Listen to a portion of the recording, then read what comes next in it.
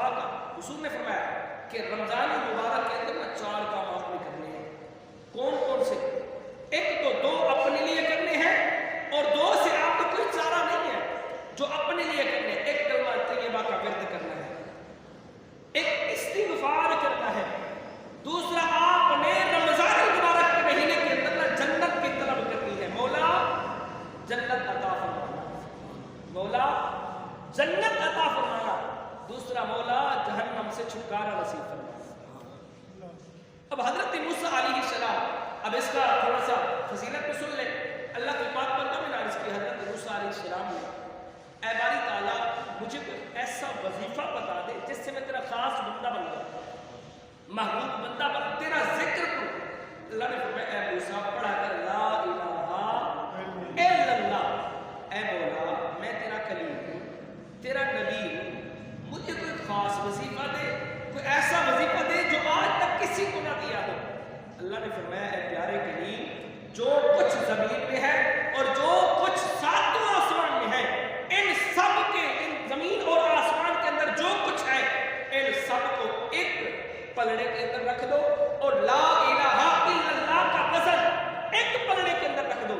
رب کعبہ کی قسم پھر بھی لا الہ الا اللہ کا پلڑا بھاری رہے گا، پھر بھی وہ پلڑا بھاری رہے گا.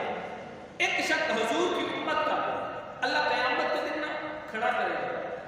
اللہ فرمائے گا بندے یہ دیکھ رجسٹر تیرے بھرے ہوئے ہیں گناہوں کے، 99 رجسٹر ہوں گے اس کے بھرے ہوئے گناہوں کے. تو اللہ کی بات بارگاہ میں کھڑا ہوگا. اللہ فرمائے گا بندے دیکھ. بندہ دیکھتا جائے گا یہ بھی میرے گناہ، یہ بھی میں نے گناہ کیا تھا، یہ بھی میں نے کیا تھا، یہ میں نے غیبت کی تھی، یہ میں نے جھوٹ بولا تھا، یہ میں نے دغا بازی کی تھی، یہ میں نے دھوکہ دیا تھا، یہ میں نے گالی دی تھی، میں نے جو ہے غلط راستے پہ چلا تھا، میں نے کسی کا حق کھایا تھا. وہ ساری ایک لسٹ کے اندر نہ دیکھ لے گا. اللہ پوچھے گا بندے تیرے ساتھ کہیں زیادتی تو نہیں ہوئی؟ میرے فرشتوں نے زیادتی تو نہیں کی؟ مولا کوئی زیادتی نہیں ہوئی. جو میں نے گناہ کیے ہیں وہ صحیح طریقے سے، اسی طریقے سے میں نے گناہ کیے لکھے ہوئے ہیں. کوئی عذر؟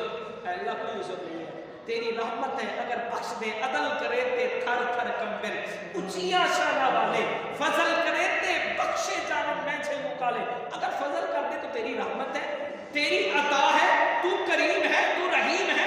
چاہے تو مجھے بخش دے، چاہے تو مجھے جہنم میں ڈال دے. تو قادر کریم ذات ہے. اللہ فرمائے گا اچھا تیرا ایک پرچی ہے، تو نے اپنی زندگی کے اندر ایک مرتبہ پڑھا تھا اشہد اللہ الہ الا اللہ و اشہد ان محمد عبدہ و رسولہ.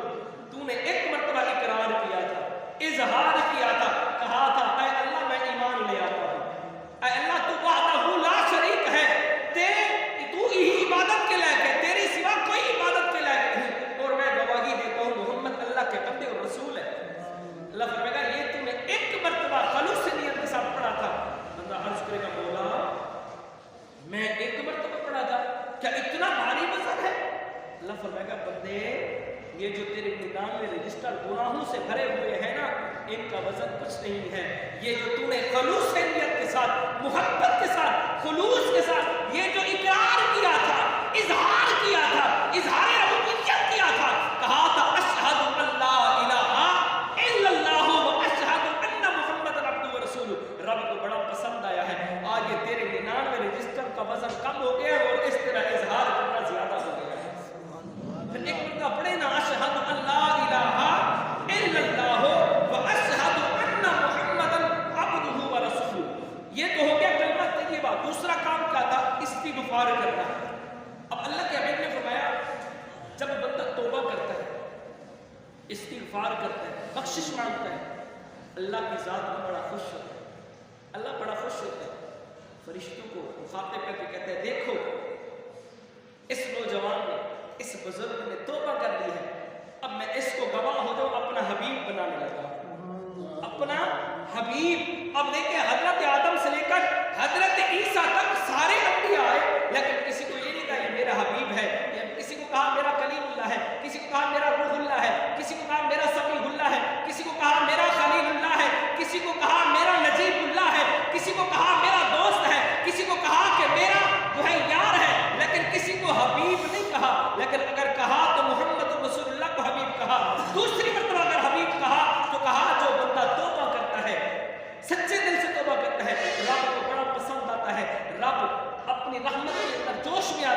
پھر اس بندے کی توبہ سے اتنا پسند اتنا خوش ہوتا ہے کہ اس کو اپنا حبیب کر لیتا ہے، اس کو اپنا حبیب بنا لیتا ہے۔ پھر کیوں نہ ہم اللہ کی پاک بارگاہ میں سچی اور کھری توبہ کریں، توبہ بھی ایسی ہو۔ ایک مثال آپ کو دینا چاہوں، ایسی توبہ کریں، ایسا نہیں ایک لفظی زبانی توبہ، جی میں توبہ کرتا ہوں، توبہ کرنے کے بعد پھر دوبارہ وہی سلسلہ گناہوں والا، پھر وہی جھوٹ والا، پھر وہی دغا بازی والا، پھر وہی دھوکے بازی والا، پھر وہی بے نمازی ہونا، پھر وہی سود خواری ہونا، پھر وہی رشوت لینا۔ نہیں نہیں، بلکہ توبہ اس طریقے سے کرے۔ مفسرین کرام فرماتے ہیں کہ جب بندہ توبہ اس طریقے سے کرے، ایک مرتبہ آپ اگر جانور کے تھن سے دودھ نکالتے ہیں نا، دودھ نکالنے کے بعد پھر وہ دودھ ان تھنوں کے اندر جانا ناممکن ہے، اسی طریقے سے تمہاری توبہ ہونی چاہیے۔ ایک مرتبہ جب توبہ کر لے، جس طریقے سے دودھ کا جانا تھنوں کے اندر ناممکن ہے، اسی طریقے سے تمہارا گناہوں کی طرف جانا بھی ناممکن ہو جائے۔ ایسا نہ ہو زبانی توبہ ہو جائے کہ بس میں نے توبہ کر لی، نہیں نہیں، عدل کرے تھے تھر چھپ تم میں اونچیاں شانہ والے۔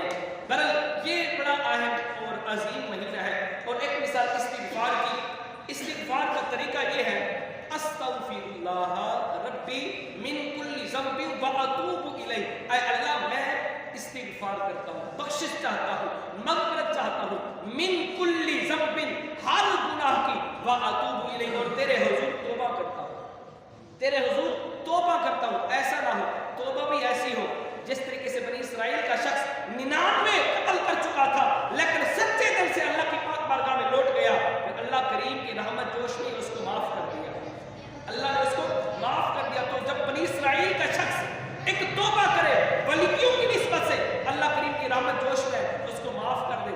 جب حضور کا امتی ہو، حضور کا ماننے والا ہو، حضور کا امتی ہو، پھر توبہ کرے اور رب کی رضا